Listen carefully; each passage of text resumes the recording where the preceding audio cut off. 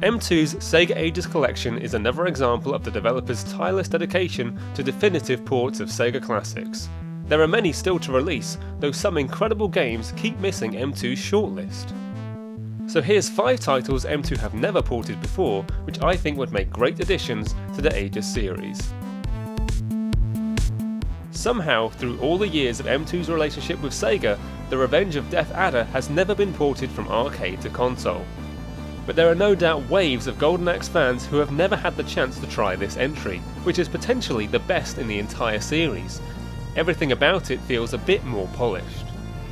Porting it would be fan service enough, but adding online play similar to previous Golden Axe ports would be great. A somewhat forgotten series, Super Monkey Ball started life as a banana-controlled arcade game which was ported and upgraded as a GameCube launch title. Sega Ages provides the perfect opportunity to combine both versions together in one release. Completing these banana-filled assault courses is relentlessly addictive. Friends and I have spent more than a few sleepless nights glued to the multiplayer as well. The franchise was more a victim than a beneficiary of the motion control fad a few years ago, but perhaps M2 could continue to experiment with it and give the franchise a grand return. Another neglected series, Choo Choo Rocket served its purpose as an introduction to Dreamcast's online service back in 1999, but the game hasn't lost its appeal. Featuring countless maze puzzles, you're tasked with directing 100 Choos to escape rockets, whilst avoiding the hungry Kapu Kapus. Course building and sharing with social media is reason enough to bring this game back. That's on top of the Switch's multiplayer-friendly setup, fitting perfectly with Choo Choo's great party multiplayer. Dragon Crystal is a roguelike originally released for the Master System and Game Gear.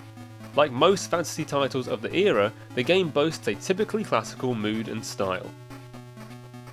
Exploring 30 randomly generated stages filled with increasingly difficult combat, you must safely guide a dragon egg to its final destination and find the magic goblet.